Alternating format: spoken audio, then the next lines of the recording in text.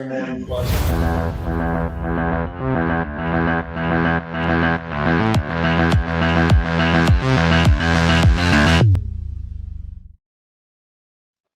All right, what's up, everybody? Wow, this is I don't think we've streamed in weeks. It has been a long time coming. We're back for something we're gonna call Back Nine Back Check. So we both of us obviously love hockey. We played it most of our lives, but we also love golf, something we've gotten into a lot. I would say recently, since COVID has been kind of the jumping off point. We played obviously once again like our whole lives, but this will be something new. I guess same as what we always do, but just added in a little bit of golf here and there if we want to talk about it. Gives us a little bit more freedom to do it. We'll be posting more. We'll post some probably podcasts as well. We'll put it on either Apple or Spotify, wherever we can get it out.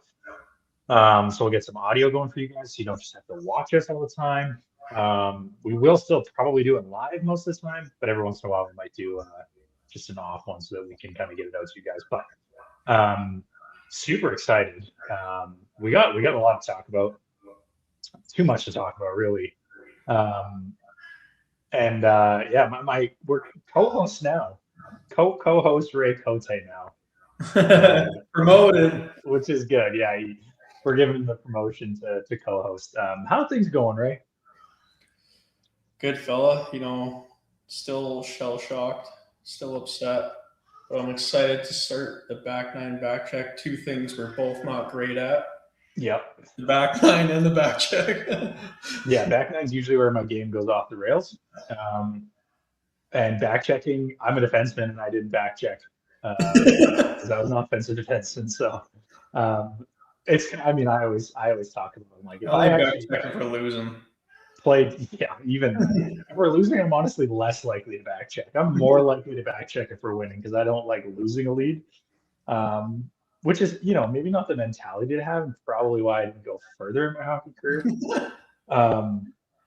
I mean, there's lots of reasons. I'm sure every coach that I played for could give you reasons, but yeah, I mean, we'll jump into it. I had my Leafs hat on for most of the day, and somebody commented on one of my calls today that jumping right back in NHL, and I'm like, yeah, if I see anything Canadian right now, like Canada, I just get sad and just feel such a sense of loss a sense of loss in a sense of like I miss the Olympics being on, like I miss having games in the morning to watch, and also the fact that I have to watch Toronto against Tampa tomorrow night instead of Canada USA just really hurts.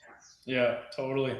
What was your, as soon as Jack Hughes scored, like, what were you feeling other than like the obvious?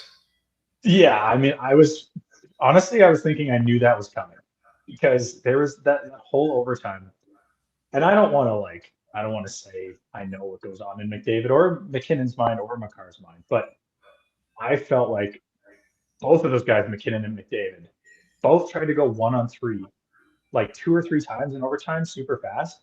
Yeah. And I was like, and I saw Oilers fans commenting like they do that all the time in Edmonton, like you can't. And I'm like, yeah, most of the time he's going up against like Cody Ceci on the back end. It's not he's going up against like Faber and Hughes and guys who can move and forwards who like it's an all-star. Like you can't 1-on-3 for McDavid is a lot different in the NHL than it is in the Olympics. And same for McKinnon.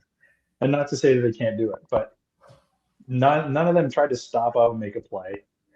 And like you could just see it coming. And I was like, of course it was Jack Hughes because he got hit in the face and he was missing teeth. And hockey just works in a way that like when you get hurt and you keep playing, you somehow get rewarded. Yeah. And the penalty. He had the penalty too. Exactly. Yeah. So I think a lot of like, and probably because we're both scarred Leafs fans, it was like a lot of just like, yeah, I knew that was coming. Yeah, especially with the Jays last summer too. Like that's just how things are going right now. But man, we had a heck of a ride.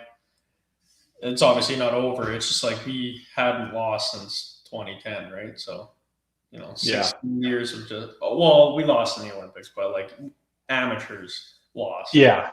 Yeah. But best on best, we haven't lost literally since 2010 we won, 2014, 2016 last year. And this year, like, we didn't win, but it's like our expected goals were 5 and theirs was 2, and they scored 2. So it's like if we just got another one, like obviously the Taves thing was nuts. I was like, that was an insane save. Definitely worrisome because it's like that just builds so much momentum. But I was like, oh, it's Devon Taves. Like, if that's gonna happen to some guy, like it's probably gonna happen to the team. True. And then, but it's when Mac missed. I was like, oh my god, because like literally Macklin's quote from the game before. It's like you give that guy that spot and he doesn't miss. Wide open and it's the side of the net. I was like, like you have to score soon. And then obviously the missed power play, but yeah, I thought some weird coaching decisions for the first time ever. And Coop's the guy, like he's unreal. But I really thought McDavid was playing average the whole game, and he was playing him a lot. And I think he's thinking like he's the best player in the world, like just keep giving him reps. But like Horvat played insane little time. Jarvis was playing great. He had like 2 shifts and he like broke up plays and controlled plays. It's like, why aren't you playing those guys more? And like wasn't that the second shift for McKinnon and McDavid in that overtime? Yeah, that's what I mean. They started overtime and then came off like after like 35, 40 seconds or whatever, and then came back on at a minute and 30 seconds or whatever. Yeah, like, and like McKinnon had that puck, I feel like, or he had a poke at it, hesitated just that little bit, which is, whatever. There's 3, it's 1-on-3, so he's probably thinking like, I don't want to give the middle of the ice the way the woman Canadian defenseman did. Totally, which is totally fair. Like I just think if that's a defenseman back there, they know when to play puck and when to play body, and that's like such a position where you can play puck because he had his head down, like he wasn't even really looking where because it was bobbling puck, like it was kind of rolling, and he played at the opposite blue line with Jay or McCarr like stepping up. That's like a 50-50 shot. If he pokes it, McDavid's got to break away. Canada probably has gold. Yeah, but somehow they poke it the other way. Like that's the brutal part of 3-on-3 and why I don't love that it was 3-on-3 because it really is just like who kind of cycles it poorly, takes a shot and misses. And it's more of a coin flip for sure. But yeah, like even then, what's up? Even then, like 4-on-4, which is when Crosby's golden goal was 4-on-4, and it's like even that is like you still have some kind of like you play 4-on-4 in real games all the time. 3-on-3, still have 2 D-men. Totally. Yeah, 100%. But I still don't feel, you said too, like Canada's expected to go over 5. I still feel like Canada was the far better team. Oh, man, we dominated the whole time. We didn't have Morrissey. We didn't have Crosby. Not having Sid's such a huge hit. Like, yeah, that was huge. Yeah. What are we talking about? And, like, we're Canadians. We win with class, and you don't want to take anything away from the Americans. And they've actually taken the win better than I expected, other than shooting themselves in the foot with Trump just trouncing the women's team. Brutal. Just like you literally could have said anything else, and it would have been like, oh, man, Trump called him. That's cool. And then just the worst. Like, just, no, come on, guys. He was obviously just trying to be funny with some like locker room guys. Sure. Yeah. He didn't grow up in a locker room. He doesn't get it. No. Even like 90% of the laughs were like, like that's it's true. They all like laughed because he's the president. They were like, what are you talking about?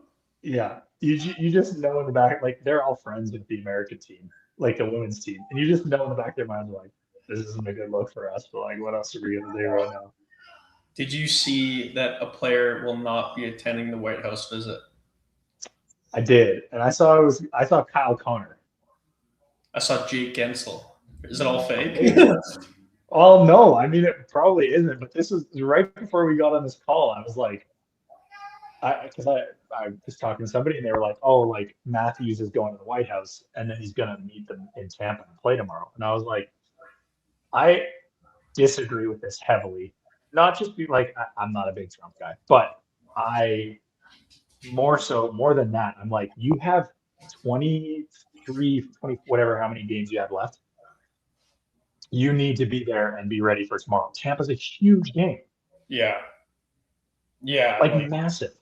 And Cooper. Gensel, if Gensel isn't going, then like you're all of a sudden their star, one of their star players is like taking this seriously, and you're just like, I know he's the captain, but Yeah, I don't that know. is kind of wild.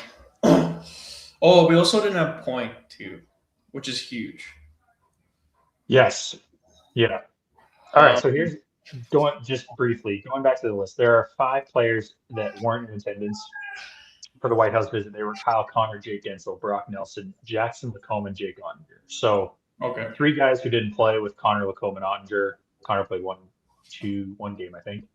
Nelson and Gensel are obviously bigger pieces, but it does look like I'm looking at the picture right now. Everybody else is there in front of the White Gotcha. House. So, yes, Braden Point not having Point was huge. Morrissey, that's so big. Yeah, especially like it was pretty clear that in the Finland and US game, like we just needed that one extra demon that could be a threat and move the puck up. For sure. And that segues into should we have brought Schaefer or Chick? Yeah, this is see, this is where I'm at too. I'm like Schaefer in that game. I don't care. Like, I don't care what you say about who you would take off. I would take him over watching it. I would take him over Doughty, Pareko. Sanheim played actually pretty good. I Yeah, did not mind Sanheim, but like Doughty and Pareko for sure out of that game. Like, if you take them out, Doughty was like decision making wise was a basket case. Like he yeah. held on the puck way too long. Mm, Pareko had a Cody Cece moment where he missed the net by like 10 feet and then got another chance and just barreled it into the chest. I'm like, the fact you took 2 one-timers in one shift is crazy yeah, with who Canada has up front, and there's no traffic. Schaefer makes a big difference. It's not Bouchard, it's Schaefer and Chikrin. Those are 2 guys. mm-hmm. And yeah, like a lot of people want Bouchard there, obviously, but it's obviously just too risky. Yeah, it is for sure. Yeah. Like there were so many times I was watching it. This is because I hear a lot of Oilers fans, but there's so many times that I was watching those games and being like, even the Finland game, like I could just so picture Bouchard giving up a puck to make that game 3-0, and then it's out of reach. Oh You yeah, know what I mean? Like cheating for offense, and then it's out of reach. Like that's the moments where you're like, we can't have this guy. yeah. Those games are way too tight, dude. You can't have like any mistakes, and like that's what those Canadian decor is good at, is not giving up anything. And honestly, like everyone wants to say, oh, we should have had someone that could score more, but it's like literally the best Canadian goal scorer right now is Nathan McKinnon, and he had the chance. 100%. He was just in the air that night. He had the wide open net, and Macklin, like I think is he like second or third in goals for Canadian? He had 4 slot shots, and like that's his bread and butter. Yeah, we can talk about him more, but like, so impressed with Macklin Celebrini. Oh, dude, my new favorite player. Like incredible. Like watching him, the biggest compliment that I could give him was that when Crosby got hurt and he went out in his spot in the power play, I didn't notice that much of a difference. Yeah, yeah. Like there were some plays where I was like, oh, Crosby would have made this play for sure, or he would have turned the puck here. But like once he got comfortable, I was like, oh man, like I'm not like worried about him. No, he's the biggest compliment I can give him. When Sid retires, he's my guy. Yeah, I can see that for sure. He's such a U player for sure. Oh like, yeah, he's keep shit alive. I love it. And shoots like more than Crosby. Like just he will rip from anywhere. Yeah, like, his mentality is like pucks on net, which I love. One aspect where we really missed Sid was that 5-on-3. Yeah, big time. A lot of rush shots. Like I texted you, I was like, why do they keep going short side? Like 3 shots in a row.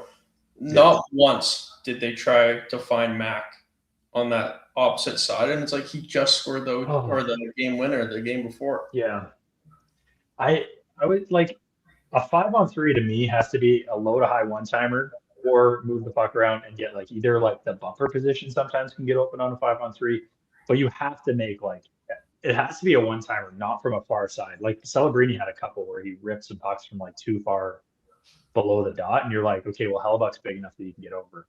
It has to be like a higher one-timer, and then either rebounds or you're beating him clean, especially on a 5-on-3.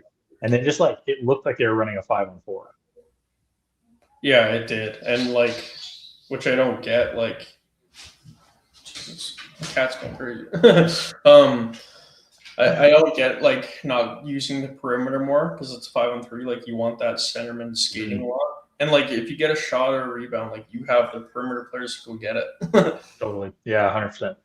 Yeah, a lot of rushed short side shots, which was crazy. And Hellebuck's huge. Like, he just took the short side so easily. Totally. Yeah. There was not like a single opportunity on that 5-on-3 that I was like, no, oh man, that should have been in. Which is crazy for the players that they have on a 5-on-3. Yeah. And even Cuthbert said it on the broadcast. He was like, they have a chance to tie and potentially take the lead. And in my mind, it was the same thing. Like, I was like, they could score on this 5-on-3 within 15 seconds if they're quick. Like, if they're efficient with it. But. Yeah, and like right after that 5-on-3, I was like, man, I wish Cale would like take a shot here. Like, he passed every time, and then right away rips one. Yeah, I thought he was passing a little too much. Thought there was He's that guy too. Up top, like you're totally fine with him sending shots through. Like he's the best at it. Like he's incredible at finding that space. Yeah, you're right. Yeah, for sure. And his goal was like perfect. But that was another thing that I was talking about too with like some other people was like that seemed open all day. Yeah. That like wide side drive. And Hellebuck, like it still took like a really good shot to beat him. But that outside lane seemed open all day. And they just never really took it. Yeah, and a lot of and obviously they dominated them, but a lot of like telegraph plays for McDavid. Like there was this one play near the end. He gained the zone and just stared at this player for 8 seconds before passing to them. Yeah. And he could have made a shimmy or like got a shot off. I was like, what is going on with this guy right now? Yeah. I know something seemed off. Like even McKinnon, I honestly like I'm gonna be shocked if he's in the lineup tomorrow night against Utah. Because he looked concussed. Yeah, he seemed hurt or something. Like, not so much in the US game, like he seemed better in the US game, but the Czechia game and the Finland game, I was like, this guy like looks like he's dazed. Yeah, totally. And yeah, like obviously he was laboring something in France. When did he throw up? Czechia or Finn? He like threw up on the bench. Yeah, exactly. Yeah. That's what I mean. Like it was, and then he ran into Hintz in the Finland game in the quarterfinals or semifinals. It was like that nothing kind of just ran into each other. But like that, if you're already dealing with something, then you get hit like that. Like that's gonna hurt you a ton. Yeah. Guys who you think will be back in 2030, the NHL players are going back, apparently. Yeah. It's in the CBA. So, I mean, the obvious ones that aren't going to be there, obviously Marchand's going to retire by then. That's 2 years for him. Yeah. I honestly, like, I would not put it past Sid to still somehow be there. No, I don't think he will, but I wouldn't put it past him. Like, I have, like, it's a minimal chance, like, under 2%, but, like, I would not put it past him to be like, I won't play a lot of games, but I'll just stay in shape and be ready for the Olympics. Yeah. And like you take that. Yeah, but, like, guys, I mean, so we talked about this before, about, like, players who we were like, we didn't really think should be there. Reinhart came up as one of them, and fully was a guy who I was like, I don't need to see him on the ice for Canada ever again. Like he just didn't look like he was either engaged or like himself. Yeah, I don't know if it was like, I don't know if he was having trouble playing less minutes, but he was not the Sam Reinhart you see, which is surprising. Like when he was in Buffalo, he played many years like third line wing. Yeah. Well, I was surprised for sure. The big argument And I actually said this in the dressing room before the Olympics started, before Jarvis was named as the replacement. Mm. I was like, oh, I think because they wanted to replace, like, if Wilson went down, they wanted to replace him with Bennett. So when Yeah. Point went down, I was like, who's kind of the next best guy that can replace Point? And I thought it was going to be Bedard, just because Same. not necessarily like, Point's a lot more responsible defensively, but it's just the fact of like losing the scoring touch from Point. It's like, obviously you want to replace him with Bedard, and they didn't, obviously. But now everyone is saying, "Oh, we needed that release in that final game."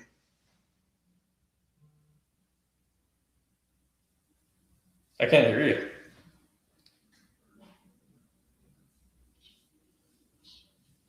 Now we're good. You can hear me again. Yeah. I missed what you said there, but yes, Connor Bedard I thought was the guy as well. Yeah, I was just saying that like everyone wants Bedard there now. Everyone's saying like, oh, we needed that release in the final game. 100%. Yeah. And if you're thinking too, like the other side is the 3-on-3 overtime. If that's going to continue, then it does kind of change like a couple of the guys you want to take. Yeah. Honestly, it does. Like there's guys there like for the American team, man, you really like. I know they won, so they can't be like everybody they took is obviously perfect. Like that's they won. So, but like, boy, you'd love to have Cole Caulfield in 3-on-3 overtime. Like that guy is automatic in 3-on-3. Yeah, 100%. Yeah, the U.S. roster is kind of funny because everyone was like, "Why would you take Trocheck Miller?" Didn't allow a single power play goal the whole tournament. No, that 5-on-3 kill was literally them. Like those guys. Like that's why you bring them, and that's why Robertson and Caulfield are on the team. Yeah, totally. And like, I'm sure there was maybe a couple PKs where we wanted Cirelli there. 100%. Yeah, fully agree. Obviously, Schaefer's on the team next time, 100%. He's a lock. Yeah. McKenna's probably another guy who's a lock as well. He'll probably be like a couple years in the league at that point, and like I feel like he's a guy who's probably the next like board of superstars. Wyatt Johnson's another name. Yeah, Wyatt Johnson. I think there. This is that college player Wattenbach. Is he Canadian? That's a great question. I actually don't know.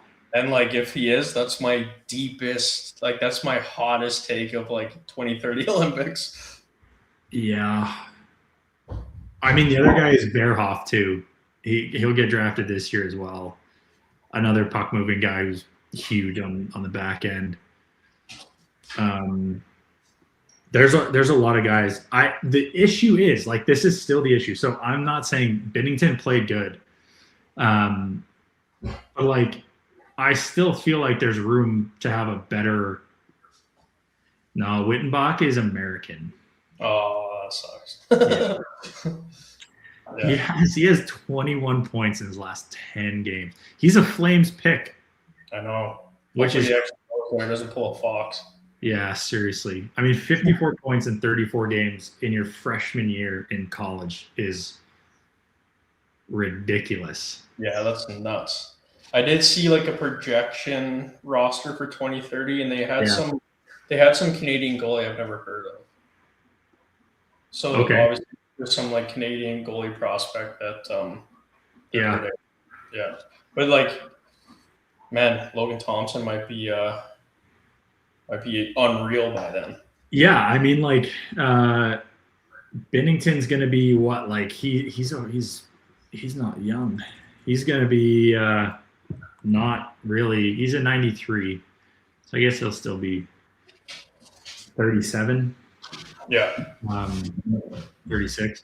He'll still probably be in the conversation if he continues, I guess, just because of the name. And obviously, like, there's another Four Nations in 2 years, so like we'll get another kind of look at it. But it's still an issue. Like the States, even if Hellebuck didn't play, they would like Swayman didn't play well, but Ottinger could have come in at any point too. Like their goaltending depth was just deeper, and Hellebuck's the best goalie in the league. So Yeah. It's an issue. Not to say that Binnington was an issue, but like he played well. But he played great, yeah. And the winning goal, like I know that Hughes like 5 holes a tough one. He did 100%, right? There's no way he was aiming 5. I think that's the only reason it went in, though. Yeah. Because that's what I thought too. Like Binnington looked like he was reading like high blocker or high like whatever. And it kind of went through in a weird spot where I was like, wow, he was definitely reading where Hughes was shooting, and that was not where he was shooting. Yeah, man. It came down to puck, like totally 100%. We absolutely like ruined them the whole game. Yeah. It was crazy. Like the only line when the States, like when they were on the ice, that I was like worried about was like the Matthews Gensel Boldy line, just because of like Matthews was shutting down McDavid pretty much the whole night. So good. And like didn't give them any space really. And then Boldy's obviously the breakaway goal, and Gensel can always rip a puck. Like that line is sick. Like every other line that came out, the Tkachuk line with Eichel, I was like never worried, not once. Yeah, Eichel had one play that was okay, but not that great. But yeah, Matthews, I was like, man, he does play defensively well for the Leafs, but I was like, I don't like that. That's what I thought too. Like he was, the discourse kind of changed around him throughout the tournament too, where people were like, how is this guy even the captain? And I'm like, I get it, but like at the same time, this team voted him captain. Yeah. And if all those guys support him, then obviously he's doing something right. Like I don't feel like I've never really been one to question his leadership in Toronto. Like I understand why there are questions about it since he took the seat for Ferris, but it doesn't feel like a question anymore. No, not at all. Good news for the Leafs, but so what do you think about McDavid's back check and not picking up Hughes? Yeah, I've watched the goal far too many times at this point, and like the frustrating part for me, and it's like, I mean, you see it in almost like every game winner ever, where the guy just like coasts at the last second and like doesn't quite get there. Yeah. But like there's no other option for, I think Faber passed it to, or Werenski, right? Werenski made the assist. Yeah. There's no other option for him to go. Like he's not going to anyone else except for Hughes. And like McDavid for sure can read that. Like I just don't feel like it was. He should have. And with Cale behind him, it's like you can't make the argument, I was waiting to see if Mac wins it and to get it pretty quick. It's like Cale was behind you. Yeah, 100%. Yeah, no, and that's the other thing about it is like these guys, McDavid for sure, like they're dynamite in 3-on-3. Him and Draisaitl are incredible, but like it's a different game when you're not going against normal NHLers. Like these are like superstars who make plays that like most guys won't. So then like you do have to kind of overcorrect on defense at some points, which is where he just like kind of assumed either Binnington would have it or whatever. You just can't do that against Jack Hughes or whoever they were going to put out there on the ice. Yeah. Because like Trocheck and Miller were never coming out in 3-on-3 overtime unless it got past the 10-minute mark. You know, like they were cycling through like 6 guys. I don't even know if the Tkachuks would have come out in overtime, to be honest. It's tough. They're a little slow for that. Yeah, like you're not getting a breakaway fella. with Matt. What's that? I just gotta grab a cord to plug my laptop. Oh yeah, you're good. Yeah, we can kind of leave Canada behind. We're already at 30 minutes here. NHL is back tomorrow, which is crazy. I mean, most teams obviously have the majority of their players back, except for the Americans and the Canadians. So tomorrow we see 8 games back. A lot of teams that are going to play back-to-backs on Wednesday, Thursday, which is always fun. Obviously, we focus on the Leafs a lot. They play Tampa. Tampa is like running through the Eastern Conference right now, kind of taking off. And Toronto really needs to turn it up a little bit.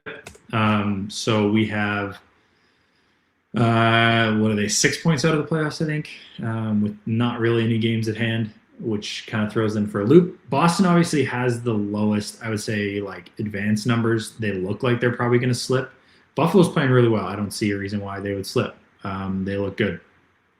So there's probably, I would say, 5 teams for one spot. Tampa or Toronto and Ottawa are tied right now. And then Washington and Columbus are tied at 65 points. Washington has 59 games played, so they might play themselves out of it here. But you never know. Coming back from the Olympic break, Florida is in third last in the Eastern Conference, 8th of the wild card rankings right now. They are last in the Atlantic, which did not expect. They will have obviously almost a full roster again, which is good. They'll get the majority of their guys back outside of Barkov, who is skating, so that can make a difference as well. We'll see Barkov come back. But the Leafs need a run. I mean, they have 25 games left in the season. They probably need to win.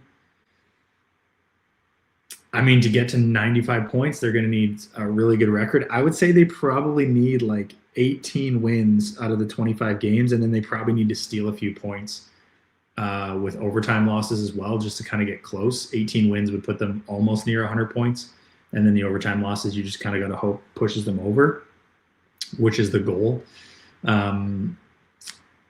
And then in the Western Conference, I mean, Colorado is not running away with it as much anymore. They've had not a great last 10, but they still got a healthy lead, 5 points and 3 games in hand over Minnesota, and 2 games in hand over Dallas and 6 points up. So the Pacific's probably where things could shake up the most. Obviously, Vegas is in first. Edmonton is 4 points back. And then with 2 games in hand, Seattle's only 1 point back of Edmonton, which still feels like almost too easy for Edmonton.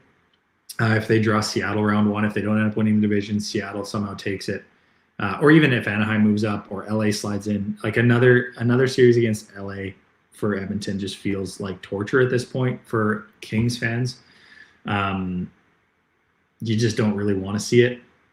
I would love to see Edmonton play someone else. I still think they'll win. But I also think they're better than Vegas. So I do think Edmonton's the best team in the Pacific. They just kind of need to figure out goaltending. Obviously, they have Jari and Connor Ingram now. And Ingram's looked really good. He has looked really good there. Jari has not as much. Ingram had a tough one as well. I think his last game out. But we'll see where that goes. Still a lot to be decided. I think that West is like not decided, but there's more teams that have kind of fallen out of it. I do think San Jose is probably out of it. Chicago is probably out of it. Winnipeg, Calgary, St. Louis, Vancouver. There's probably only, maybe Nashville goes on a run, but it's probably still just like one team, and it's probably the Kings that can slide up and steal a playoff spot. Ray's going to jump back in here. Computer issues. He forgot to plug it in.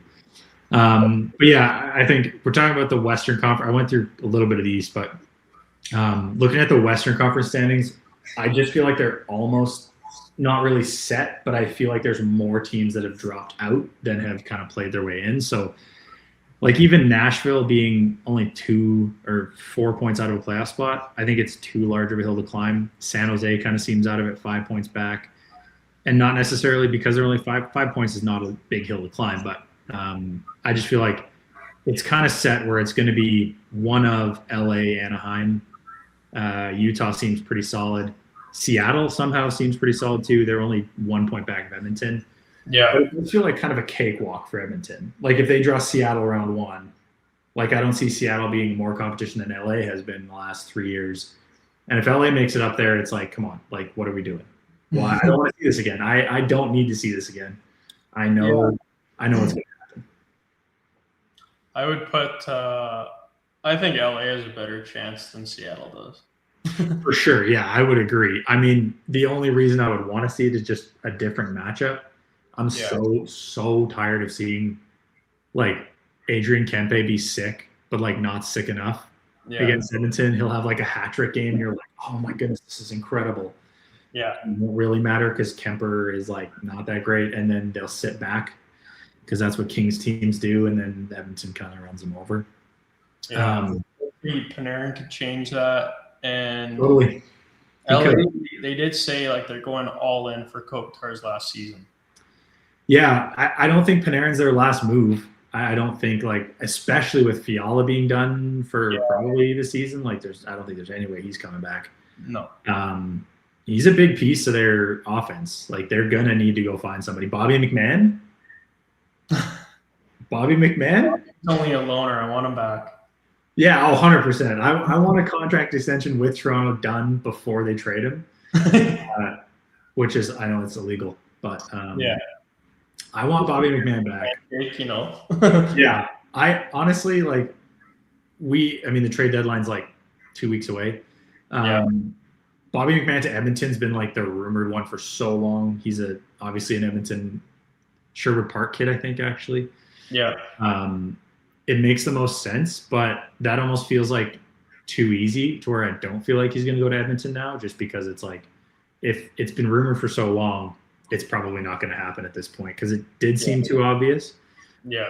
Unless Treliving's just like, we're not trading him, which would be stupid to me. Like, I feel like there's guys you can fill in Bobby McMahon's role if you somehow feel like you're going to make the playoffs, which honestly, I have hope that the Leafs are going to make the playoffs. I don't know why. Yeah, me too.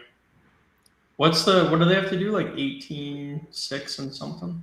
That's kind of what I was. So, they're at 63 points. They have 25 games left. I think if they nab 18 wins and then kind of steal some overtime points and get close to that like 100-point mark, you can probably sneak in, because I think Boston's probably going to slip a little bit. I don't know how they keep doing it. I really think they're going to slip. I don't think Buffalo's going to slip. No. I think they're going to stay, but let's say if Boston slips, that leaves you Columbus, Washington, and then you're tied with Ottawa. And Ottawa's goaltending has not proven that they can kind of keep up with anything that they do. Yeah. So I don't think Ottawa's a team either. Like, Columbus, I also feel like isn't, like, I don't know. There's just like, it feels like they've hung around for so long. All these teams have. Yeah. And it does feel like a fresh start, because most of these guys had 2 weeks off, which is great. Everybody's going to come back healthy, but they've won 7 in a row, which has kind of vaulted Columbus up to the top. I just don't see them continuing it. Even if they do, it's like, are you going to do, like, are the Islanders going to slip? Doesn't feel like it. Yeah, it doesn't, honestly, which is crazy. So I was in Vegas last week talking to a diehard Islanders fan, which was hilarious. I'd never met a diehard Islanders fan before. Yeah. And some Leafs fans. It was crazy. We were standing up on like the top floor of this hotel in a restaurant, and he's like, "So what do you think of Matt Schaefer? Like, is he as good as he looks?" And I'm like, he's only going to get better, because like usually at this point for defensemen, it's hockey IQ that kind of limits them, where the reads aren't as good yet because of the speed. Yeah. But that doesn't seem to be his issue. Like, and he's only going to get stronger. Like, I feel like he is gonna be in that tier of like Cale Makar, Quinn Hughes, Zach Werenski. Like, that's his profile for sure. Yeah. And Sorokin's playing at like a Vezina caliber, which is crazy. Yeah. It's crazy because like Edmonton could have had Sorokin at any point in the last 2 years for basically free. Like, I don't think the Islanders were like really banking on this. So it's tough. But yeah, I think you're right. I think the Islanders are for real. Pittsburgh, they could slip. They could for sure. But they just traded today. They got Sam Girard for Brett Kulak. Yeah, which is a great deal. Like, that's and you get a 2nd-round pick. Yeah, for sure. That was a really good trade. Wish Dubas would pull that off when he was in Toronto Nation. Seriously. When we talk about the Crosby trade, the Kerfoot trade that got Tyson Barrie, if it had been for Sam Girard, that would have been a better deal. Yeah, younger and probably would have stuck around a lot longer. Sure. I texted Ethan right away. Because he hasn't liked Sam Girard since 2020. And I was like, he had a tough 3 years in Colorado, but he's also he's kind of like that third, fourth defenseman who's puck moving and shifty, kind of like what like Shillington was in Calgary. Mhm. And they had him playing like a seventh defenseman for like 4 Yeah. years. It's so weird. Completely slotted wrong. Yeah. Yeah. So I guess they just waited till they could actually get, something for him. And to be honest, I think Kulak's going to fit great in Colorado. Yeah. I think it's a perfect fit. He seems like a guy like they don't need Sam Girard. They honestly don't. A guy like Kulak though is like perfect. Yeah. He can kind of play up and down the lineup if you need him to. You're obviously not messing with the Taves-Makar pairing, but like the Malinsky, Manson, like those guys, like you're fine swapping him in, and you're comfortable with it. Yeah, and Kulak's, he's a great like fifth, sixth defenseman. Totally. Yeah. Yeah. But yeah, so I do think like for some reason I have this hope that the Leafs are going to make the playoffs, and like part of the reason is because Nyes is healthy. Nyes is back and healthy, and he's looked like a shell of himself the last couple of weeks. Him being healthy is huge. Dakota Joshua's back, which is big. Is he healthy? Because he took a bad crash like a few days ago. Yeah, but he's fine. Joshua? No, Nyes. Nyes is back. No, he took a bad crash in practice like 2 days ago. No, he didn't. Did he actually? Yeah, he did. I missed this. I don't know if he's actually hurt or not, though. That's going to be devastating. Maybe my hope is waning now. But I might be taking back what I said. I do have the same belief with the Leafs. And obviously, Austin's going to be buzzing after this win. For sure. He's going to be flying for sure. Willie was the one who looked kind of off almost in the Olympics. Like he just looked like he was hurt still, which is terrible. Like that sucks. But yeah, he's obviously still kind of nursing something. Yeah. But wasn't gonna not play for Sweden, obviously. No chance. I don't see anything about Nyes crashing, so I am hopeful, but I'm not saying that it didn't happen. He looked rough in the bag skate. I did watch that video where he definitely couldn't keep up, that's tough to watch. It's hilarious. But even if Nyes is like remotely close to healthy or getting close to healthy, that's a huge boost. And like even them selling off on some guys, I don't think it really matters. Like I just don't think like shipping out. I don't think if they trade Lawton, if they trade McMahon, like it's not going to hamper them enough. You still need Matthews and Nylander to really just carry the team anyway. Like regardless of if you have Bobby McMahon around. Yeah. I think they have enough runway to get it done. And then they'll face up against Tampa or Carolina in round one, and they kind of do well against Tampa regardless. And Carolina also, it's a good matchup. I like Carolina. Carolina Leafs games are always a ton of fun. Yeah. It was like the 9-6 game, or what was it? That game where they were down so many and then they scored like 3 in like 45 seconds. Yeah. An afternoon game a long time ago. It's exciting. I thought I would be less excited for the NHL coming back after the Olympics and kind of be like, oh man, what's there to like? It's not the same, but yeah, I'm glad the stress is like over. Yeah, honestly, so much stress, dude. Just yeah. Every morning, like the Czech game, the Finn game, and obviously the U.S. games. Every game, I was like, I can't take this, man, because it's like it's the hockey I care about the most, like hands down. Like I remember 2014 gold medal games so well. I remember 2010 like it was yesterday. Yeah, like those ones. I remember those ones. I remember the World Cup 2016. Yeah, that was electric. Against Europe. Yeah, exactly.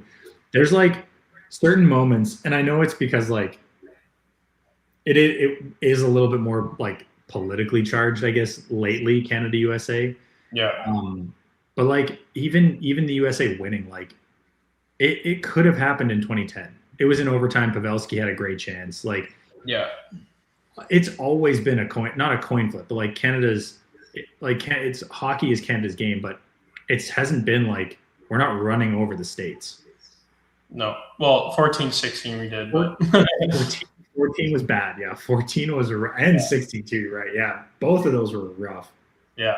For the States. Yeah, they weren't even in the final game. They were aging out at that point. 2014 was like, who man, you got there's got to be a changing of the guard here because they had no one. Like their young star was TJ Oshie. Yeah, it was still like Brian Giunta, like I don't know if Drury is, but Giunta was there for sure, and like Zach Parise. Kessler. Yeah, it was like you were starting to see the downturn, and then obviously 2016 with when the Team North America was, you were like, okay, they're going to have some stars here coming up. Yeah. Because of how deep that team was. Yeah. And then now, like, their team is pretty young too, pretty much the same age as Canada's. Like, they're both have stars for the next 2 Olympics for sure that are like that we know about. Yeah, for sure. That are guys that are going to be there, which is super exciting and makes like obviously there's going to be another 4 Nations in 2 years. I can't wait for that. Like, I'm already like, oh man, like let's do it next year. You know, like this is all I want. Every time I see best on best, yeah. I'm like, they should just do this all the time. I know. I can't believe we went so long without it.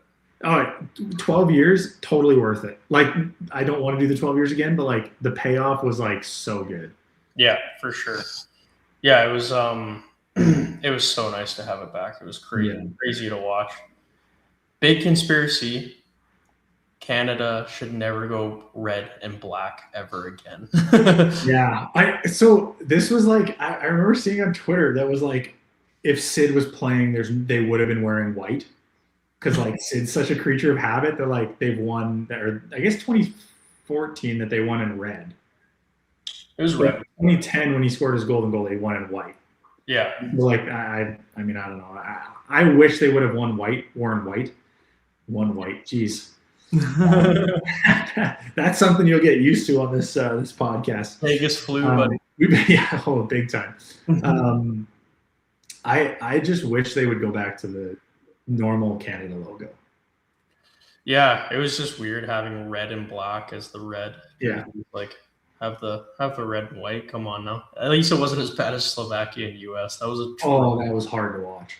That was so hard. I remember listening to or watching Spittin' Chicklets, and they were like, "Are they going to give pennies out to the one team?" And I was like, honestly, that would help me so much. Like, give them like yellow pennies or something like that, just so that I know. Yeah, or just like a red helmet for one totally. team. Change them up. Yeah, change it up. Give me something. But even that was before the Canada-US game. Before that final happened, my biggest takeaway from the Olympics was how competitive pretty much every single game was. Yeah, man, that's hockey now, hey? Yeah.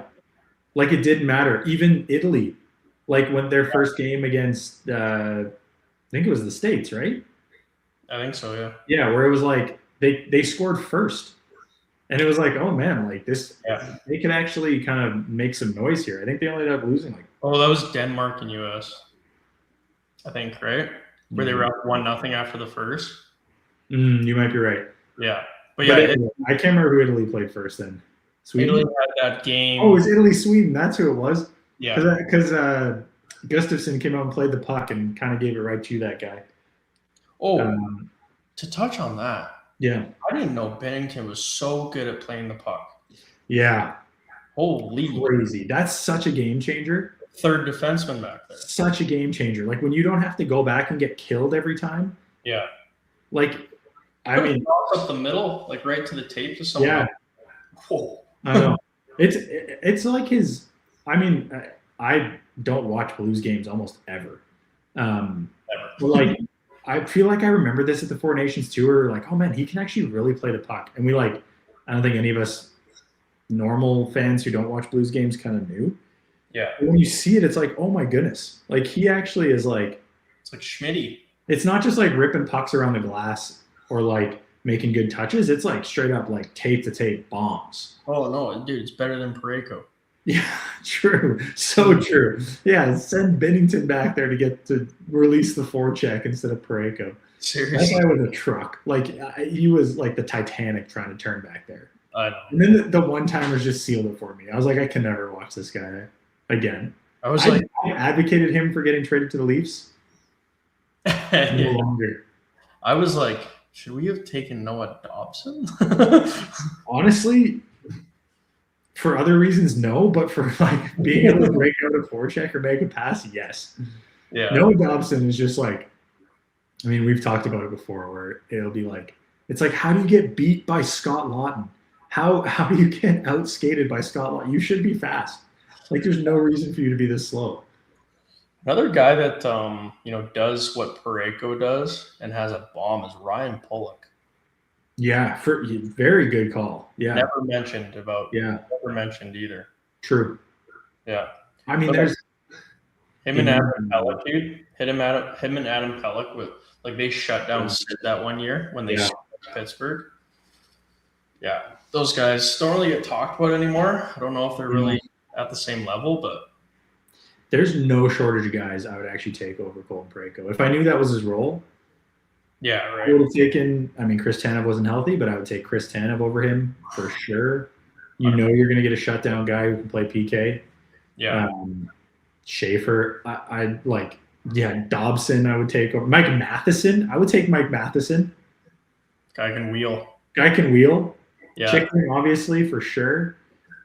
Yeah. No shortage. Whereas, like, the States, man, like, their decor of guys that they, like, left at home or, like, even they took. But, like, missing out, like, Lane Hudson wasn't even there. Probably be on the next team. Yeah, I would assume. But maybe not because that decor, now I'm thinking about it, is young. yeah. It's like Slavin. yeah, Werenski and like Hughes are like their offensive guys, and it's like you don't need Lane. Yeah, because even if you're like, okay, we don't have Werenski or Hughes, we have Brock Faber, who used to run the power play in Minnesota before Hughes came. Yeah. We also have Jackson Lacombe sitting here, who I totally forgot was on the team until I saw him walking off the plane with the gold medal. I was like, oh yeah, Jackson Lacombe was there. I know, right? And Kyle Connor too, when he got off the plane, or when I saw him on the ice after, I was like, Kyle Connor's there? I didn't even know he was there. That's crazy. I know. I forgot Kyle Connor was there too. It was actually pretty with how deep their defense is and how they have a deep forward group, but they just don't have the stars we have. Yeah. It was a little surprising how that second and third period we were just literally we were dominating them better than we did Finland. Yeah, 100%. You would think like the reason those guys are so good at what they do is often because they can skate the puck out themselves or like make the breakout pass that not many other guys see. They just couldn't do it. Like they were just icing the puck constantly. Yeah, they were for sure. And like the pressure was insane. Oh, it was for sure. I mean, like Canada didn't really have any slow guys, and then you throw out Wilson, Bennett, Marchand, and you're like, all right, sweet. Like none of those guys. Marchand's not super fast, but like Wilson can move. Yeah. And anytime he caught a guy, it was huge. Like it was like it hurt those guys. You could see every time. Yeah. It was like the reason he was there. And I honestly thought he was great. Like I thought Wilson was good.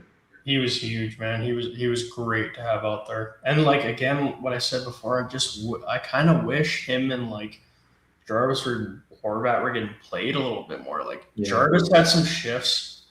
I think he stripped Quinn Hughes at the blue line. Yeah. Quinn tried to drive wide and Jarvis stayed with him and then poked the puck out of the zone. I was like, that's fun. It's so rare. Like not a lot of guys can do that. No, that's massive. Like a lot of the forwards, I was like, I didn't think Scheifele would have made a difference really anywhere. I don't think Wyatt Johnson really would have made a difference. Bedard probably would have. Possibly. He probably would have made a difference. But like I feel like the team construction, I don't really have any complaints outside of Doughty and Parayko. Yeah, exactly. I don't either. But it's the right-handed side of Canada is just super weak now. Yeah. It's Cale Makar. That's it. Yeah, pretty much. Any golf news to talk about? Yeah, it's the Palm Beach this week. Cognizant Classic. The field isn't like super great. Obviously I think the Arnold Palmer is next weekend. And we're pretty much into the players after that, like Puerto Rico and then the players. Yeah. Or we have the players right after the Arnold Palmer because Puerto Rico is the alternative one. So it's not a huge field. There's not really like Koepka's in there, which is like, I mean, I'm always interested to see kind of where he's going to fit now. Shane Lowry, I think Neil Shipley, another guy I always like to watch since his Masters run. I was watching Neil Shipley, so it'll be interesting to see him. But kind of like an off week, obviously with last week with the Genesis, and then next week with the Arnold Palmer. Yeah. We can talk about like Scotty Scheffler's opening rounds. Yeah. Like what? I mean, if he doesn't have his opening rounds, he wins 3 tournaments in a row that he's played. Yeah. Right? Like he's like the waste management, he was like 2 shots off the lead. And he was like 8 shots back after round 1. Yeah. And like it's an easy, like a pretty easy course to score well at. There's not a lot of danger. What was he? Was he 5 over at the opening round at Genesis? Yeah. Yeah. Yeah. I know. What is that? Like, I was worried he was going to miss the cut. Thankfully, it was another 3-day cut, or else he would have been. I mean, he had a good day too, but like, I don't know what it is. Like, he's a guy who usually just like all 4 rounds are just like consistent and wins. Yeah, it's not like he has this one huge round. So like, what do you attribute that to? Oh, I mean, he can only be so good for so long. Yeah, maybe. I bet by the end of it, and it is true, man. Like great players, they do save like their most capacity for a certain period of time. So maybe he's just like pulled back a little bit, and he's just like waiting for the Masters to go like all in again. Yeah, it's a grind. I mean, I don't think like. The crazy thing is he's still like he's going to be number 1 in the FedEx Cup because every single tournament he's a top 5 or top 10. Like he's never outside of it. No. You're probably right. I mean, he's not in this week. Obviously, he's going to be in next week and the week after. And those 2 tournaments, like he's typically played decently well at. Like I feel like he's going to have another like 6-win season. And I feel like he could be halfway there already, which is crazy. Yeah, that's the standard for Scotty. 6 wins a year. It's stupid. Like that's crazy that we're even talking about 6-win seasons being a standard. Yeah. Because like, when you think about guys who are like top 10 players in the world that you would think in recent years, like Xander Schauffele's not there right now at all. Oh. Man, he hasn't cared since he won those 2 majors. Seriously, like that's what I'm saying. Like it is like it's a mentality, which is where like Tiger was so competitive and was like so dialed in. Yeah, that was like his mindset, and it obviously sent him down a bad road with some of the things that he did outside of golf. Mm-hmm. Scotty's not that way, but I also feel like with how laid back Scotty is.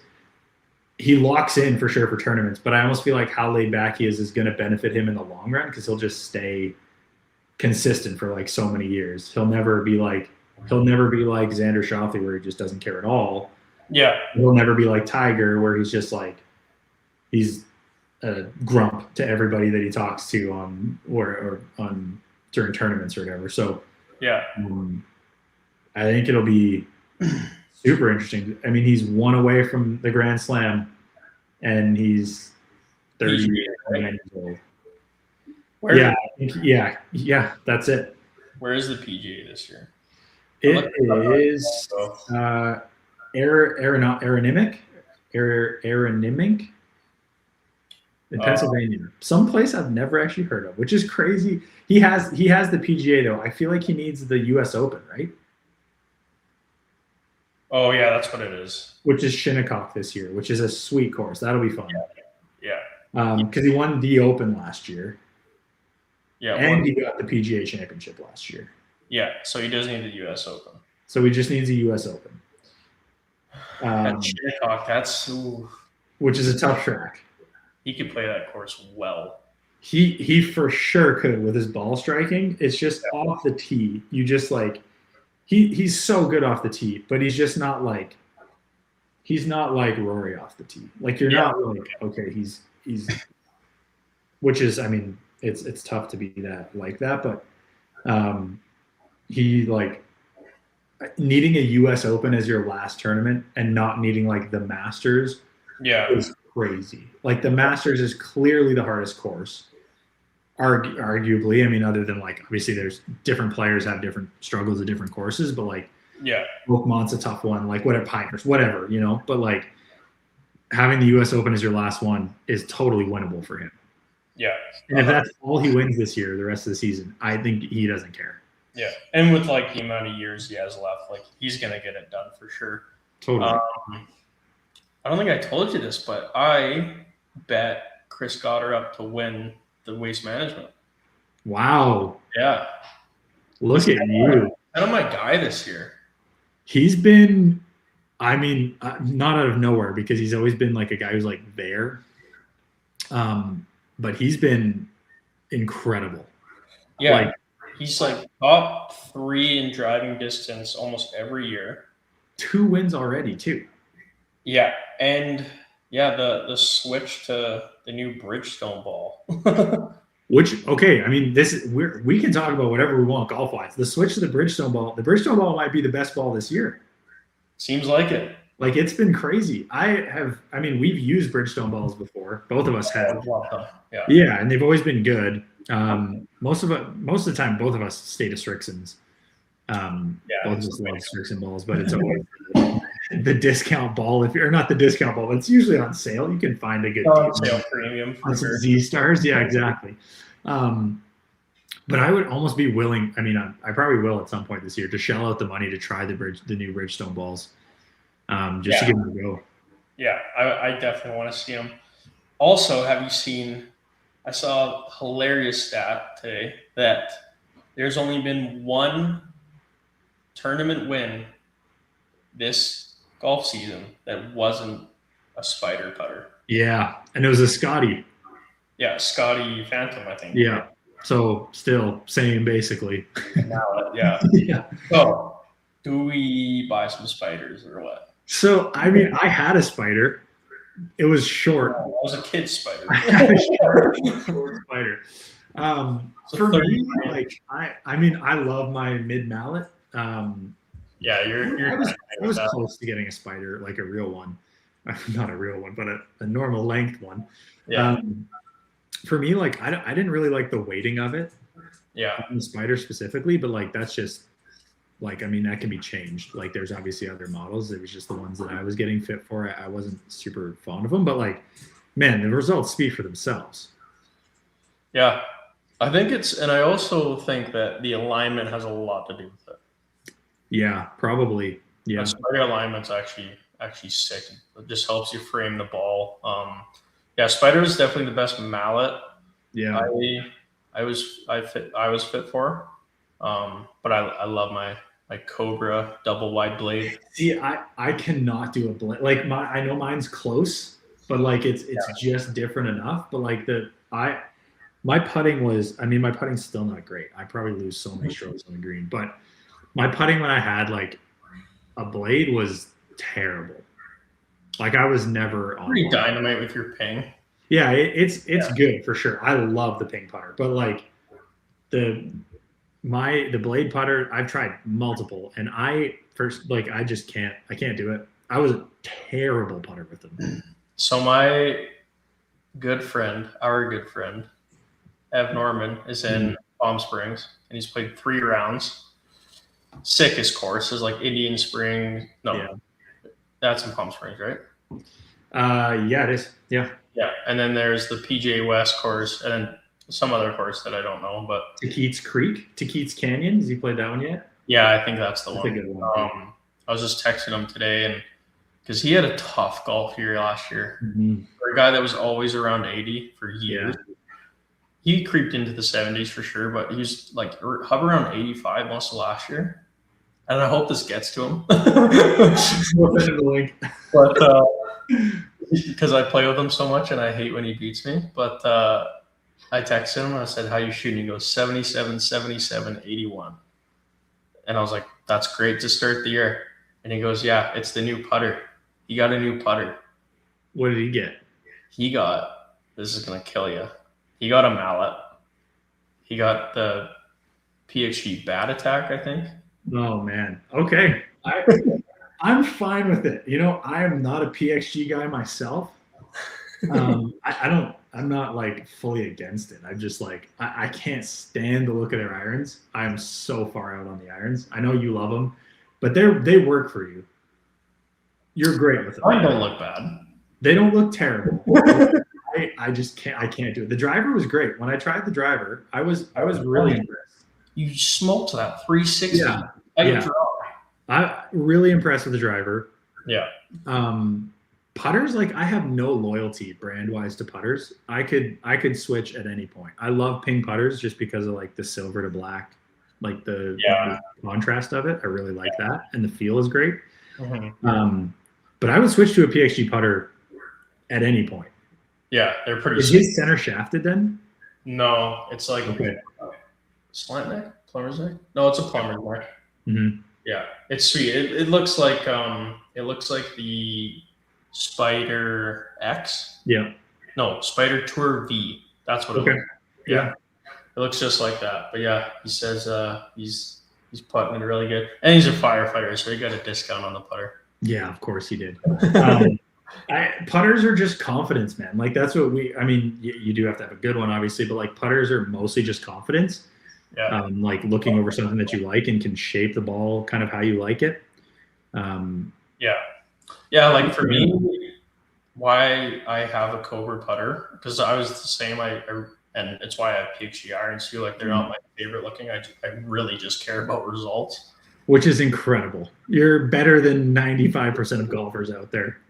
Yeah, well, I was a guy that really cared about the look. As my last Srixon iron, like those were like literally just for looks. But I was like, I hate this, man. I just want to put up good scores. And I tested everything, and like PXG worked for me. But my putter, like what I love about a putter is if it's like if it's really hard feeling.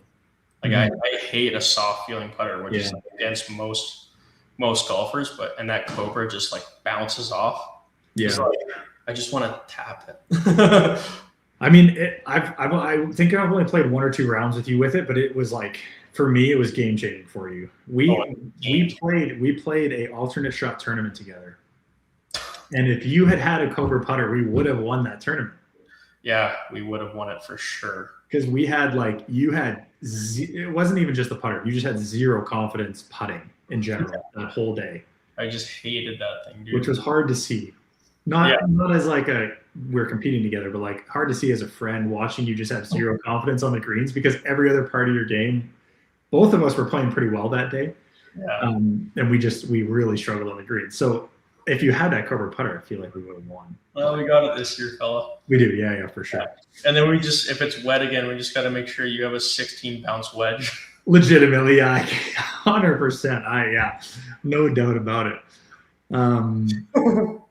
I mean that we're over an hour, so we'll stop there for this week. Rolling Insights. So this is something. I mean, Ray is not an employee of Rolling Insights, but he is obviously a big sports guy himself. We do have a ton of PGA data. We've been getting a lot of asks for it. We do have PGA data that you can influence your websites with, or build out a fantasy game. Fantasy golf. I mean, we haven't talked about this much, Ray, but like fantasy golf is not huge yet, and feels like something that could be exploding. There's tons of space for it. Yeah, there should. Like I do DraftKings. Yeah, for sure. Stuff like that, for sure. But there should definitely be a league. Leagues and stuff. Yeah. So talk to a few guys at in Vegas that were kind of on the same wavelength, and they're like, yeah, this is something we need to do. So if that's you, obviously hit us up. Or if you just want to talk golf, talk hockey, we're both here. This is what we love to do. This is the best part of it. We'll be doing this. We haven't picked a day yet, technically, that we're going to do this, so it could just come out randomly. But eventually, we'll set a time and a day that we'll always have these out. We'll try to get them on Apple and Spotify so that we have audio, so we can grow them that way. We'll get an Instagram account going as well. Make sure you guys are up to date with us. Try to get some guests on. Both of us have a ton of connections in hockey and golf, or guys that just love to golf. I mean, we don't really have any connections in golf because we're from Canada, and Canada, doesn't produce, especially Calgary, doesn't really produce many golfers. So, but we'll have some guests on hockey wise at some point for sure. Any last thoughts, Ray, before we go? Not really. Just to add to the golfing fantasy, and McLeod, our buddy. Yeah. He and this is just proof that it would work really well. He's in like a insanely massive F1 fantasy. Yeah. So like individual sport, like, and I hear F1 fan. I'm in this league and I don't know it. I know who Max Verstappen is. That's it. You'll do well. I know that Louis plays. I know that he still races, but that's about it. And I watched the F1 Brad Pitt movie. That's all I know about F1. You're doing great. You're doing great. Yeah. So, but I hear it's huge. So that's like just proof, because it's like not the same type of people, but it's like it's the individual sport, and it's blown up in the last 5 years. Yeah. Yeah. And it's so like, I mean, it's similar to NFL. There's only 4 days a week that you really have to pay attention to it. Or like it's a similar kind of vibe. So with how the PGA is going, it does feel like it needs some of this too, to kind of get younger viewers in and kind of have people care more about it week to week, other than just the majors. So obviously reach out to us if you have data needs. I know that's not the main point of this, but we're always trying to get it out there. So thanks for joining us. We will see you guys next week for sure. We'll let you know a day, but thanks for joining us on the first Back Nine Back Check with Caleb and Ray. We'll see you guys next week. See ya.